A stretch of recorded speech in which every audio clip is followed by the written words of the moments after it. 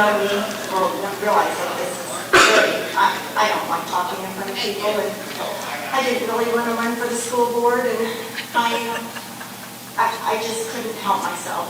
My stomach actually turned when I heard who was running, and I was so horrified what was going to happen to what I poured my life and soul into this school corporation, making it good, one student at a time. And so I got the courage up, and here I am. And it's been 51 days. Here's my name tag. I'm going to go ahead and put it on for the first time, take it out of its wrapper, because I didn't feel proud to be part of this until right now.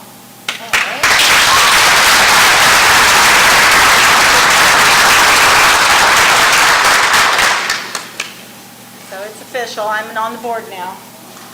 You're stuck with me.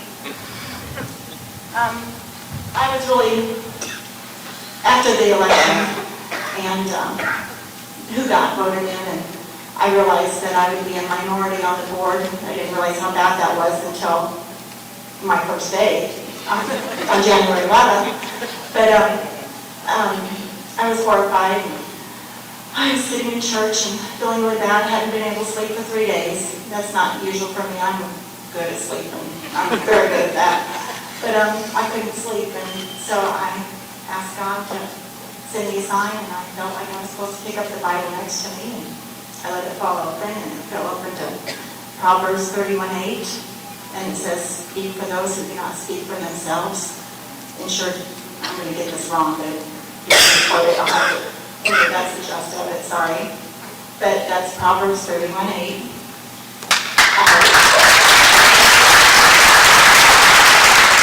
I actually was so moved by what I found and knew I'd forget it, so I took a picture of it. And I guess I'll read it. "Speak up for those who cannot speak for themselves. Ensure justice for those being crushed." So, I thought I slept well that night. And then right before the board, very first January meeting, I had another horrible thought. I got an impression of what was going to be happening. I wasn't allowed to take the oath until that night, January 11th, and I was told at that point that then I would be filled in, and there were some emails and things that came through that led me to believe that what was going to be happening, but not quite. And then I was really horrified that night when we had to make some motions and vote on some things that were crushing for me. Because the only reason I ran for the board was because I wanted to make sure that we took care of our children, put them first, and took good care of the people that were taking care of our children, and put them second. And that wasn't going to be able to happen with one of the decisions that we had. So I do want to clarify right now, I am Jeanne Dugle. I am on the school board. I am only one voice of the school board. My only powers are to vote. And I do not speak for the school board. Tonight I'm speaking for myself. Okay? And I do want you to understand what a position a school board member is put in, because we are essentially powerless. The only thing I can do is vote, 1 out of 5. And to vote, it has to be placed on the agenda. And they have this new policy in place, their school bylaws and policies. And in that bylaw and policy, the only people who can put anything on the agenda are the school board president or the superintendent. That is the school adopted bylaws and policies with the new implementation that's taken place over the last few years with the DOLA. If you go to school board meetings, they're pretty boring. About half the meeting is just reading the new bylaws and policies that they are implementing. They love rules. I've been raised that if you play fair, you don't need rules. And my simple classroom rule was be kind. I found out early on in teaching, if I were to rule up, there's somebody else going to do something really weird that I never thought of. So I just made it clear. Be kind. It covers everything. So we have a big fat thing of rules. I read most of them. I spent probably 40 hours that first week trying to read them all. I got through, yeah.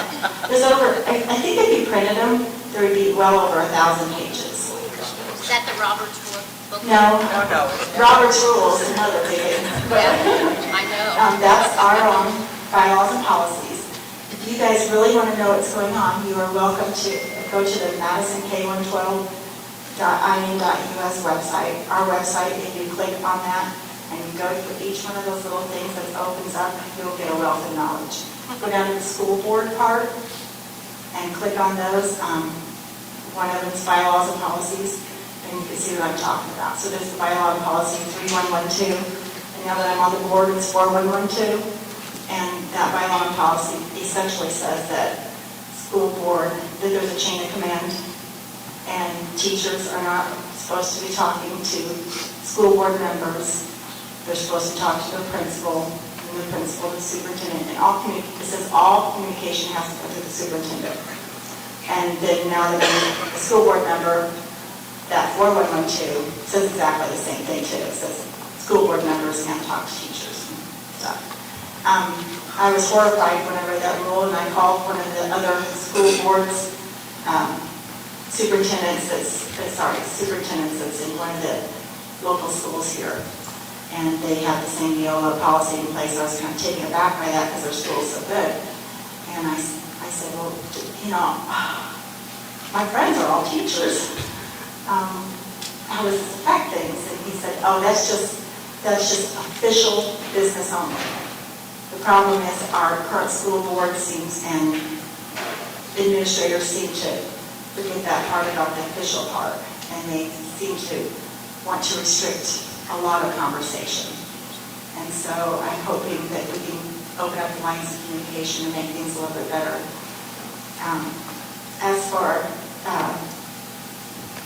So we're essentially powerless. I was told by a few people after I got elected, a few important people after I got elected, the first thing they wanted me to do is go in and look at the personnel files, and they whispered a few names to me that I should look at. They said I would be horrified. It's a lawsuit waiting to happen. Well, guess what? You can't look at personnel files. State statute says you can as a board member, but our new bylaws and policies say that you can only look at personnel files at an executive session. Okay, so I look up executive session. Guess who calls for executive sessions and special meetings? Only two people. That would be the superintendent and the president of the board. So, all right. So, when you guys have, I've had people complain that they couldn't get a call, school board members. I went to the website, looked at things, tried to write Rob Craig when I was first on the board, got elected, wasn't on the board yet. And he was very rude, he didn't get back with me. Or he didn't get it, I don't know. Anyway, I've addressed this issue a few times, asking them to please make it possible for people to get a hold of us, and they don't want that. But I'll tell you right now, you can call me anytime during normal daylight hours. And you can write down my number if you want. It's 812-599-1989. And I think it's actually on the website because that's what was in the newspaper. So if you belong to any of the clubs or groups that are fighting for our children, you can find my number in there and you can call me. But again, I'm going to tell you what I told everybody who's called me. I'm powerless. But you know what? You guys aren't. And you standing here, coming here tonight, coming to the board meetings, you guys calling parents, you guys taking the initiative to stand up and do what's right for our community, that's power. And I don't have it, but you can give me that power by showing up next Wednesday and doing what you can. Because as long as I'm voting in the minority, I'm one vote on whatever is placed on the agenda by two very powerful people. And I'm pretty much, if you've ever watched any of the board meetings or any of the tapes, you see that I didn't know what was going on because they didn't need my vote. So they didn't need to tell me how things were going to happen and what was going on. They already knew what was going to happen. And so my vote didn't count.